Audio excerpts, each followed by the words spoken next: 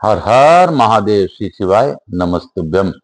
श्री शिवाय नमस्तुभ्यम। श्री शिवाय नमस्तुभ्यम। श्री शिवाय नमस्तुभ्यम। श्री शिवाय नमस्तुभ्यम। श्री शिवाय नमस्तुभ्यम। श्री शिवाय नमस्तुभ्यम। श्री शिवाय नमस्तुभ्यम। श्री शिवाय नमस्तुभ्यम। श्री शिवाय नमस्तुभ्यम। श्री शिवाय नमस्तुभ्यम। श्री शिवाय नमस्तुभ्यम। श्री शिवाय नमस्तुभ्यम। श्री शिवाय नमस्तुभ्यम। श्री शिवाय नमस्तुभ्यम। श्री शिवाय नमस्तुभ्यम। श्री शिवाय नमस्तुभ्यम। श्री शिवाय नमस्तुभ्यम।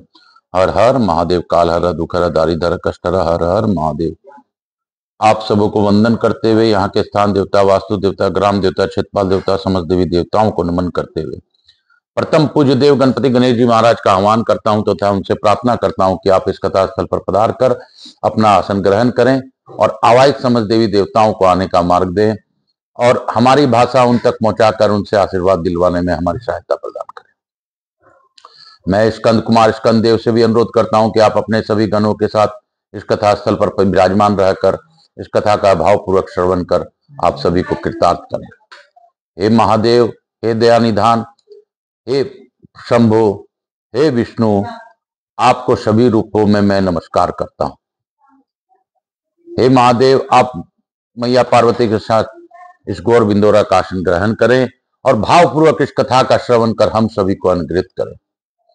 हे बाबा, आप ही कथा मुझसे करवा लें, सुन लें, सुना लें, जिस प्रकार आपको इच्छा हो उस प्रकार करा लें। मैं तो बस एक निमित्त मात्र हूं, शरीर मात्र हूं। बाकी मेरे शरीर से जो भी कार्य हो रहे हैं वो आप ही की कृपा है। हे दया सिंधु, हे महादेव, आप सभी का कल्याण कीजिए। जो इस कथा को श्रवण करे उनके कष्टों का हरण कीजिए। जो इस चैनल को सब्सक्राइब करे उन पर विशेष कृपा ध्यान दृष्टि बनाए रखिए और जन जन तक सहायता, जन जन तक इस कथा को पहुंचाने के लिए उनके प्रयास का उनको फल दीजिए, क्योंकि आपके नाम का धर्म प्रचार जो भी करेगा उसको आप के कथनानुसार योग क्षेम वहम्यम, यानी दुख सुख का वहन आप ही करेंगे। हे महादेव, जब इतनी बड़ी गारंटी आपने ली है तो हम इंसान तो बस मूर्ख हैं, हम इस बात को नहीं समझ पाते। फिर भी महादेव, जो भी है जैसा भी है मैं आपके चरणों में अर्पण करता हूं। सभी का कल्याण कीजिए। काल हर दुखर दारिधर कष्टर। हर हर महादेव। मैं आकाश राजगरिया बंसल गोत्रोत्पन्न हम उमा शंकर नारायणी देवी कांता राजगड़िया का पुत्र आचार्य संगीत कृष्ण जी महाराज सांवरिया बाबा वृंदावन वाले मेरे गुरु, उनको नमन नतमस्तक साष्टांग प्रणाम करके गुरु आज्ञा लेकर आज की कथा प्रारंभ करूंगा। अभी वृंदावन भागवत कथा प्रसंग चल रहा है और मेरे गुरुदेव से अच्छा भागवत शायद ही कोई कर सके, क्योंकि मेरे गुरुदेव भागवत के विद्वान वक्ता। मैं अपने गुरु चरणों में पुनः नमन करते हुए गुरु आज्ञा लेकर आज की कथा प्रारंभ करता हूं। आज दिनांक 15 अक्टूबर 2024, दिन मंगलवार, हनुमान जी का वार, और सभी को वंदन करते हुए तथा नमन करते हुए गुरु आज्ञा लेकर पंडित प्रदीप जी मिश्रा को भी धन्यवाद देकर और सभी संतों को नमन करते हुए आज की कथा प्रारंभ करूंगा। काल हर दुखर दारिधर कष्टरा। आप सभी सनातन भाइयों से भी नम निवेदन है कि सनातन हिंदू के इस अद्भुत कथा को जन जन तक पहुंचाने में मेरी सहायता कीजिए कि जो धर्मो रक्षति रक्षता, जो धर्म की रक्षा करता है उसकी रक्षा ईश्वर करते हैं, तो हमें धर्म का ज्यादा से ज्यादा प्रचार करना चाहिए। हरे हरे मुरारी, हे नाथ नारायण वासुदेव। हरे कृष्ण गोविंद हरे मुरारी, हे नाथ नारायण वासुदेव। श्री कृष्ण गोविंद हरे मुरारी, हे नाथ नारायण वासुदेव। श्री कृष्ण गोविंद हरे मुरारी, हे नाथ नारायण वासुदेव। श्री कृष्ण गोविंद हरे मुरारी, हे नाथ नारायण वासुदेव। श्री कृष्ण गोविंद हरे मुरारी, हे नाथ नारायण वासुदेव, श्री कृष्ण गोविंद हरे मुरारी, हे नाथ नारायण वासुदेव। आप सबको नमन करते हुए, वंदन करते हुए आज की कथा की ओर बढ़ूंगा। मैं सर्वप्रथम गणपति गणेश जी महाराज, हनुमान जी महाराज और मेरे भोलेनाथ का धन्यवाद देता हूं कि उन्होंने भावपूर्वक मुझसे कथा कराई है और सुनी है और सुनवाई है। हे बाबा, आप ही हैं, हर रूप में आप है, ब्रह्मा विष्णु महेश तीनों एक ही हैं। और यह भी सत्य है कि आप जब जब साधकों पर विपत्ति आती है, आप ही हैं जो सभी का कष्टों का हरण करते हैं। आपके बिना इस सृष्टि में कुछ भी संभव नहीं है महादेव। हे देवादिदेव महादेव,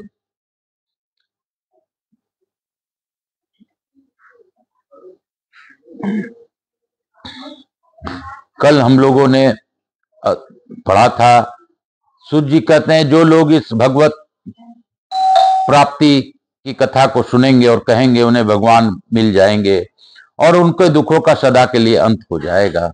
बोलो शंकर भगवान की जय, बोलो कृष्ण भगवान की जय, बोलो मेरे महादेव की जय, बोलो विष्णु भगवान की जय। कृष्ण गोविंद कृष्णा कृष्णा कृष्णा कृष्णा राधे कृष्णा कृष्णा राधे राधे राधे राधे राधे राधे राधे। कजरारे मोटे नैन, ओ कजरारे मोटे नैन, मेरे कान्हा के रूप हैं अनेक, हर हर महादेव। काशी काशी शिव काशी, मोक्ष नगरी काशी की जय। सूर्य जी कहते हैं ऋषिगण, श्रीमद् भागवत और श्री भगवान का स्वरूप सदा एक ही है और वह है सच्चिदानंदमय भगवान श्री कृष्ण में जिनकी लगन लगी है। उन भावुक भक्तों के हृदय में जो भगवान के मर्द भाव की अभिव्यक्त करने वाला, उनके दिव्य माधुर्य रस का आस्वादन कराने वाला सर्वोत्कृष्ट वचन है, उसे श्रीमद् भगवत समझो। जो वाक्य ज्ञान विज्ञान भक्ति एवं उनके अंगभूत साधन चतुष्टय को प्रकाशित करने वाला है, तथा जो माया का मर्दन करने में समर्थ है, उसे तुम श्रीमद् भगवत समझो। श्रीमद् भागवत अनंत अक्षर स्वरूप है, इसका नियत प्रमाण भला कौन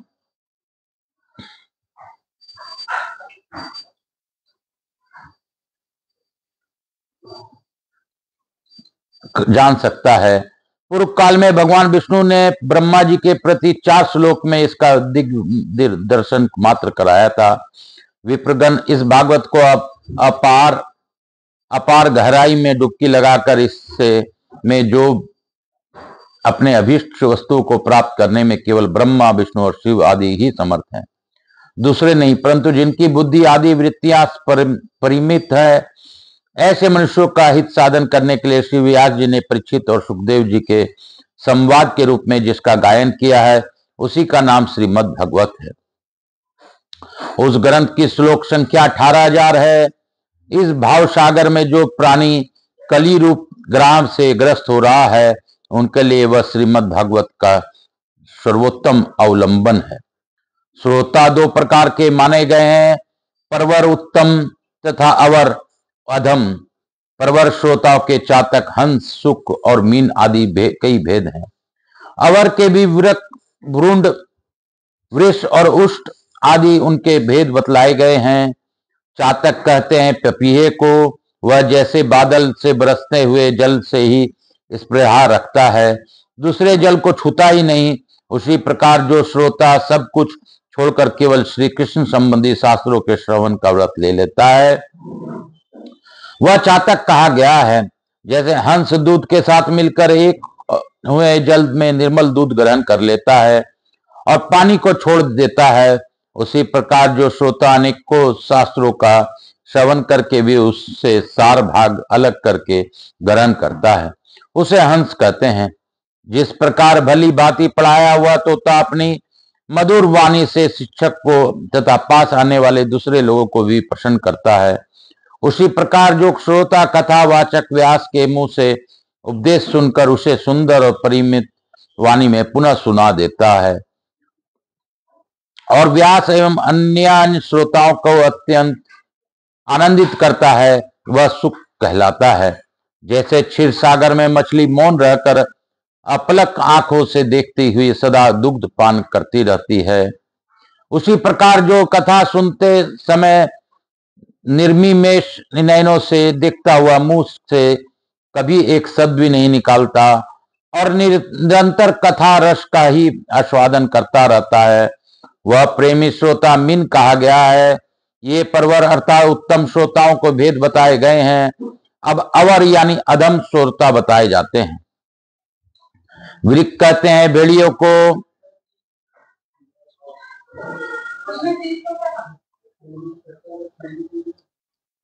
वृक्क कहते हैं भेड़ियों को, जैसे भेड़िया वन के भीतर वेणु को मीठी आवाज सुनने में लगे हुए मृगों को डराने वाले भयानक गर्जना करता है, वैसे ही जो मूर्ख कथा श्रवण के समय रसिक श्रोताओं को उद्गिन करता हुआ बीच बीच में जोर से बोल उठता है, वह वृक्क कहलाता है।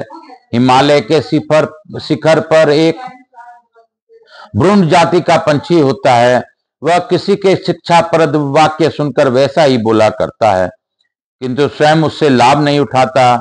इसी प्रकार जो उपदेश की बात सुनकर उसे दूसरों को तो सिखाए पर स्वयं आचरण में न लाए, ऐसे श्रोता को भ्रूण कहते हैं। वृष कहते हैं बेल को, उसके सामने मीठे मीठे अंगूर हो या कड़वी खली, दोनों को वह एक सा ही मानकर खाता है। उसी प्रकार जो सुनी हुई सभी बातें ग्रहण करता है, वह सार असार वस्तु का विचार करने में उसकी बुद्धि अंधी असमर्थ होती है। ऐसे श्रोता वृष कहलाता है। जिस प्रकार ऊंट मधुर्य गुण से युक्त आम को भी छोड़कर केवल नीम की ही पत्ती चबाता है, उसी प्रकार जो भगवान को मधुर कथा को छोड़कर उसके विपरीत संसारी बातों में रमता रहता है, उसे उष्ट कहते हैं। ये कुछ थोड़े से भेद यहाँ बताए गए हैं। उनके अतिरिक्त भी परवर अवर प्रकार के श्रोताओं को भ्रमर और गर्दर्भ आदि बहुत से भेद हैं। इन सब भेदों को उन श्रोताओं के स्वाभाविक आचरण व्यवहार से परखना चाहिए, जो वक्ता के सामने उन्हें विधिवत प्रणाम करके बैठे और उन अन्य संसारी बातों को छोड़कर केवल श्री भगवान की लीला कथाओं को ही सुनने की इच्छा रखें, समझने में अत्यंत कुशल हो, नम्र हो, हाथ जोड़े रहे, शिष्य भाव से उपदेश ग्रहण करे और भीतर सदा तथा विश्वास रखे। उसके सिवा जो कुछ सुने उसका बराबर चिंतन करता रहे। जो बात समझ में ना आवे उसे पूछे और पवित्र भाव से रहे तथा श्री कृष्ण के भक्तों पर सदा ही प्रेम रखता हो, ऐसे ही श्रोता का वक्ता लोग उत्तम श्रोता कहते हैं। अब वक्ता के लक्षण बतलाते हैं। जिसका मन सदा भगवान में लगा रहे, जिसे किसी भी वस्तु की उपेक्षा न हो, जो सबका सहृद और दिनों पर दया करने वाला हो तथा अनेक युक्तियों से तत्व का बोध कराकर देने में चतुर हो, उसी वक्ता का मुनि लोग भी सम्मान करते हैं। विप्रगण, अब मैं भारतवर्ष की भूमि पर श्रीमद् भागवत कथा का सेवन करने के लिए जो आवश्यक विधि है उसे बतलाता हूं, आप सुने। इस विधि के पालन से श्रोता के सुख परंपरा का विस्तार होता है। श्रीमद् भागवत का सेवन 4 प्रकार का है, सात्विक, राजस, तामस और निर्गुण, जिसमें यज्ञ की भांति तैयारी की गई हो, बहुत से पूजा सामग्रियों के कारण जो अत्यंत शोभा संपन्न दिखाई दे रहा हो और बड़े ही परिश्रम के से बहुत उतावली के साथ 7 दिनों में ही जिसके समाप्ति की जाए, वह प्रसन्नता पर किया हुआ श्रीमद् भागवत का सेवन राजस है। 1 या 2 महीने में धीरे धीरे कथा के रस पर का स्वादन करते हुए बिना परिश्रम के जो श्रवण होता है, वह पूर्ण आनंद को बढ़ाने वाला सात्विक सेवन कहलाता है। तामस सेवन वह है जो कभी भूल से छोड़ दिया जाए और याद आने पर फिर आरंभ कर दिया जाए। इस प्रकार 1 वर्ष तक आलस्य और अश्रद्धा के साथ चलाया जाए। वह यह तामस सेवन भी न करने की अपेक्षा अच्छा और सुखी देने वाला है। जब वर्ष, महीना और दिनों के नियम का आग्रह छोड़कर सदा ही प्रेम और भक्ति के साथ श्रवण किया जाए, तब वह सेवन निर्गुण माना गया है। राजा परीक्षित और सुखदेव के संवाद में भी जो भागवत का सेवन हुआ था वह निर्गुण ही बताया गया है। उसमें जो 7 दिनों की बात आती है वह राजा के आयु के बचे हुए दिनों की संख्या के अनुसार है। सप्ताह कथा का नियम करने के लिए नहीं, भारतवर्ष के अतिरिक्त अन्य स्थानों में भी त्रिगुण, सात्विक, राजस और तामस अथवा निर्गुण सेवन अपने रुचि के अनुसार करना चाहिए। तात्पर्य यह है कि किसी प्रकार भी हो सके श्रीमद् भागवत का सेवन, उसका श्रवण करना ही चाहिए। जो केवल श्री कृष्ण की लीलाओं ही श्रवण, कीर्तन एवं रसास्वादन के लिए ललायित रहते हैं और मोक्ष की ओर इच्छा नहीं रखते, उनको तो श्रीमद् भागवत ही धन है। तो जो संसार के दुखों से घबराकर अपनी मुक्ति चाहते हैं, उनके लिए भी यही इस भव रोग की औषधि है। अतः इस कलिकाल में इसका प्रयत्न पूर्वक सेवन करना चाहिए। इनके अतिरिक्त जो लोग विषय भोगों में ही प्रायण रहने वाले हैं, संसारिक सुखों को भी जिन्हें सदा चाह रहती है, उनके लिए भी अब इस कलयुग में सामर्थ्य, धन और विधि विज्ञान दान का ज्ञान न होने के कारण कर्म मार्ग, यज्ञ आदि से मिलने वाला सिद्धि अत्यंत दुर्लभ हो गई है। ऐसी दशा में उन्हें भी सब प्रकार अब इस भागवत कथा का ही सेवन करना चाहिए। यह श्रीमद् भागवत की कथा धन, पुत्र, स्त्री, हाथी, घोड़े आदि वाहन, यश, मकान और निष्कंटक राज भी दे सकती है। सकाम भाव से भागवत का सहारा लेने वाले मनुष्य इस संसार में मनोवांछित उत्तम भोगों को भोग कर अंत में श्रीमद् भागवत के ही संग में श्री हरि के परम धाम को प्राप्त हो जाते हैं। जिनके यहाँ श्रीमद् भागवत की कथा वार्ता होती है हो तथा जो लोग उस कथा के श्रवण में लगे रहते हो, उनकी सेवा और सहायता अपने शरीर और धन से करनी चाहिए। उन्हीं के अनुग्रह से सहायता करने वाली पुरुषों को भी भागवत सेवन का पुण्य प्राप्त होता है। कामना 2 वस्तुओं की होती है, श्री कृष्ण की और धन की। श्री कृष्ण के सिवा जो कुछ भी चाहा जाए यह सब धन के अंतर्गत है। उसकी धन संज्ञा है। श्रोता और वक्ता भी 2 प्रकार के माने गए हैं, एक श्री कृष्ण को चाहने वाला और दूसरे धन को चाहने वाले। जैसे वक्ता वैसे ही श्रोता भी हो तो वहां कथा में रस मिलता है, अतः सुख की वृद्धि होती है। यदि दोनों विपरीत विचार के हों तो रसास्वादन, रसाभास हो जाता है, अतः फल की हानि होती है। किंतु जो श्री कृष्ण का चाहने वाला वक्ता और श्रोता है, उन्हें विलंब होने पर भी सिद्धि आवश्यक है। श्री कृष्ण के चाह रखने वाले श्रद्धा गुणहीन हो और उसकी विधि से कुछ कमी रह जाए तो भी यदि उसके हृदय में प्रेम है तो वही उसके लिए सर्वोत्तम विधि है। सकाम पुरुष को कथा की समाप्ति के दिन तक स्वयं सावधानी से साथ सभी विधियों का पालन करना चाहिए। भागवत कथा के श्रोता और वक्ता दोनों के ही पालन करने योग्य विधि यह है, प्रतिदिन प्रातः काल स्नान करके अपने नित्य कर्म पूरा कर ले, फिर भगवान का चरणामृत पीकर पूजा के सामान से श्रीमद् भागवत की पुस्तक और गुरुदेव व्यास का पूजन करे। उसके पश्चात अत्यंत प्रसन्नता पूर्वक श्रीमद् भागवत की कथा स्वयं कहे अथवा सुने। दूध या खीर का मौन भोजन करे, नित्य ब्रह्मचर्य का पालन और भूमि पर शयन करे। क्रोध और लोभ आदि को त्याग दे।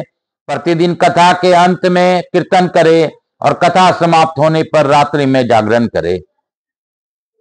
समाप्ति होने पर ब्राह्मणों को भोजन कराकर उन्हें दक्षिणा से संतुष्ट करे। कथावाचक गुरु को वस्त्र, आभूषण आदि देकर गौ भी अर्पण करे।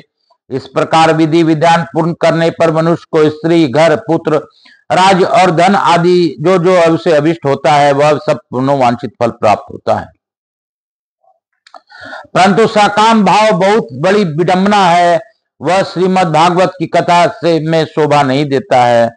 श्री सुखदेव जी के मुख से कहा हुआ यह श्रीमद् भागवत शास्त्र तो कलयुग में साक्षात श्री कृष्ण की प्राप्ति कराने वाला और नित्य प्रेमानंद प्रदान करने वाला है।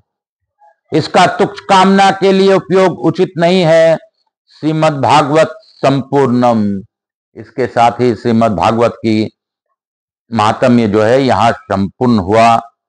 मेरे भगवान विष्णु के इस महात्म्य को आप लोगों ने श्रवण किया, मेरे कृष्ण लीलाओं का श्रवण किया, भागवत के बारे में जाना, भागवत कथा क्या है इसके बारे में जाना, भागवत कथा से क्या प्राप्त है इसके बारे में जाना। तो मेरे महादेव जी आप सबों पर इसी प्रकार कृपा बनाए रखें। कृष्ण रूपी हमारे महादेव जी हमेशा आपका कल्याण करें।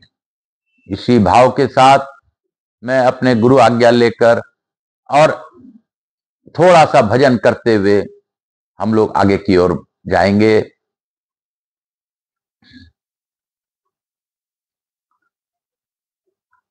हरि बोलो कृष्णा बोलो, हरि बोलो कृष्णा बोलो, या तुम राधे कृष्णा राधे राधे बोलो, ए भैया राधे कृष्णा राधे कृष्णा बोलो। अरे मुंह को कुछ तो तुम मुंह से कर लो काम, अच्छे काम के लिए कुछ तो बोलो भैया।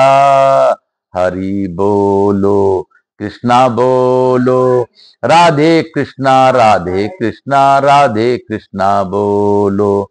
न अब कुछ होगा हमसे हमारे मुंह से, बस राधे कृष्णा कृष्णा कृष्णा बोलो।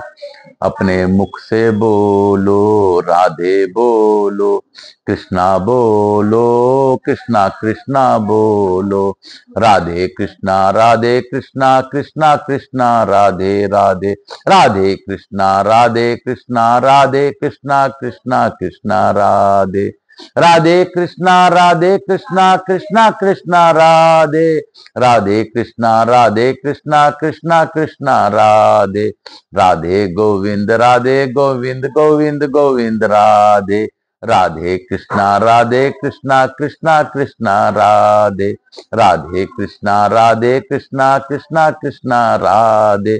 जो बोले राधे उसके कष्ट हो जाए आधे, जो दो बार बोले राधे राधे उसके कष्ट पूर्ण हो जाए खत्म। राधे कृष्णा कृष्णा कृष्णा राधे राधे राधे राधे राधे राधे राधे कृष्णा कृष्णा राधे गोविंद राधे राधे, राधे राधे राधे राधे राधे राधे राधे, राधे कृष्णा कृष्णा कृष्णा राधे राधे राधे राधे राधे कृष्णा कृष्णा कृष्णा कृष्णा कृष्णा कृष्णा राधे राधे राधे। मैं इसी के साथ गुरु आज्ञा लेकर लघु आरती करूंगा और आज की कथा को यहीं पे विराम देते हुए हम लोग कल की फिर प्रतीक्षा करेंगे। मैं